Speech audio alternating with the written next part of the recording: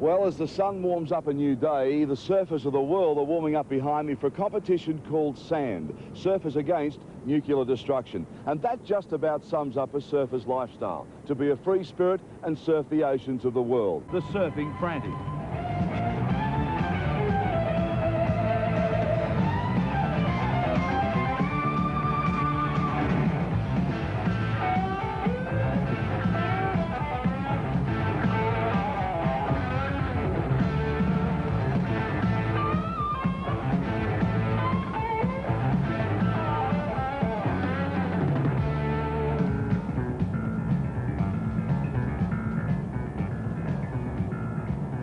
S.A.N., the former Bondi whiz kid and defending S.A.N.'s champion, had the Ben Lexon-designed wing keelboard cranked up, but not hard enough.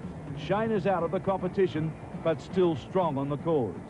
You know, Surfers Against Nuclear Destruction, I think it's a threat on the planet that we don't need to live with, you know. People, it's hard enough just living, you know, trying to find your food, let alone having the threat of... Throughout the weekend, 17-year-old Nicky Wood from Newcastle, his radical go-for-it approach had the big crowd stoked. 8 stone ringing wet, Nicky gave a show of strength way beyond his years and size. Well, Nicky, you're the youngest left in this competition. It's got a big principle for it. You understand why you surf? I just want to... The tall young amateur champ Hodge was matching Bartholomew all the way.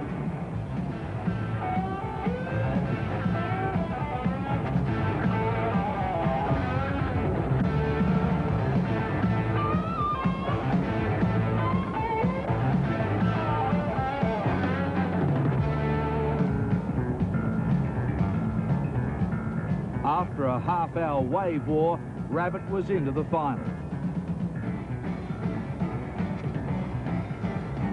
Vying for the chance to join him, Nicky Woods and the former South Australian, now Queenslander Chappie Jennings. It was anything but peaceful as these two dug deep into their bag of tricks.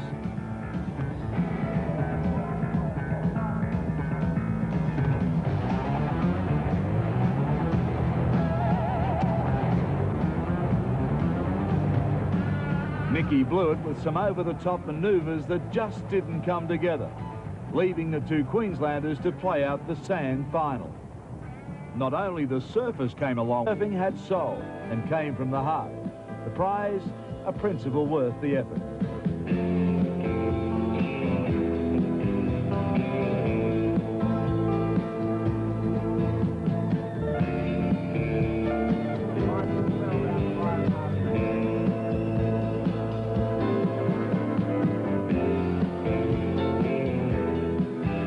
Both the men's and women's final had been tight. All 4 were confident. 3-2 is Michelle Donoghue.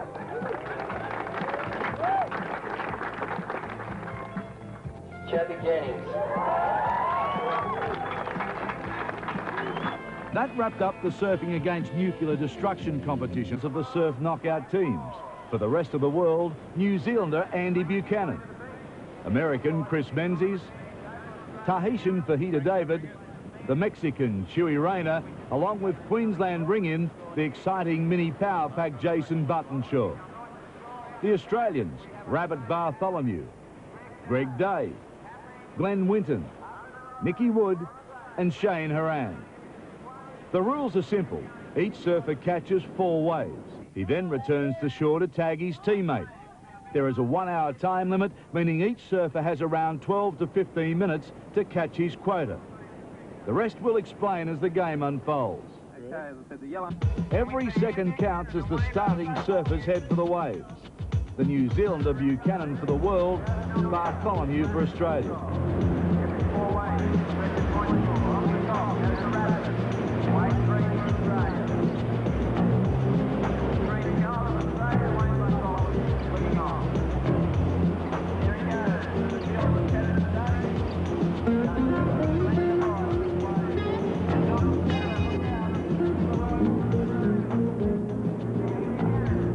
Kiwi made a good start, getting his 4 waves quickly. As he heads for the beach, Rabbit is still out the back.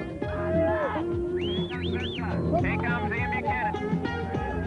The The first tag for the rest of the world sees the pint-sized power-packed Jason Buttonshaw heading for the break. A disappointed Rabbit does the same with Australia's number 2, Greg Day. Looking for a clean tag. There it is, white flag. The visitors are staked. They are leading 25-18.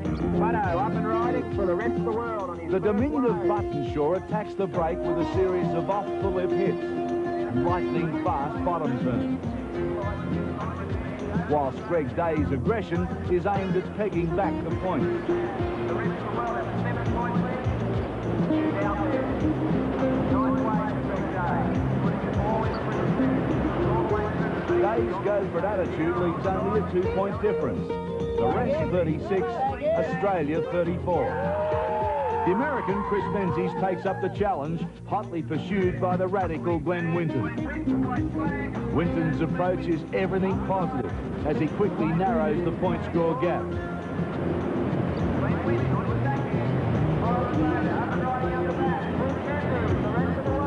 The Aussies are starting to smile. The opposition mood is also on the turn.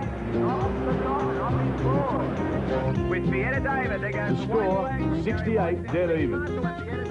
The 17-year-old Nicky Wood is to be Australia's double whammy surfer, meaning one of his 4 waves will be scored at double points.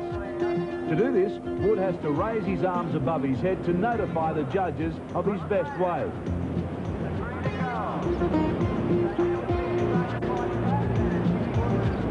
But the budding superstar forgets. His first 2 waves were good enough. The pressure mounts as he waits for his final wave. It looks good. In fact, it's one of the best waves ridden all day.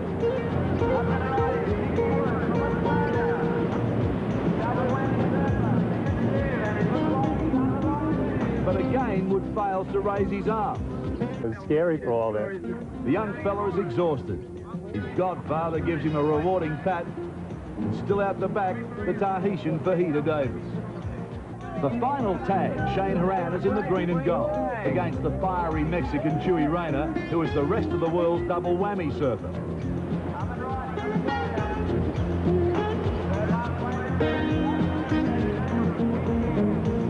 Both surf poorly. It comes down to the Mexican's final wave, and he blows it.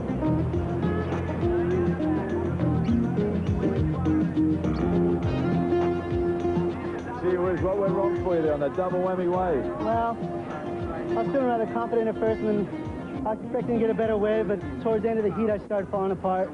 Yeah. I just didn't have what I wanted out.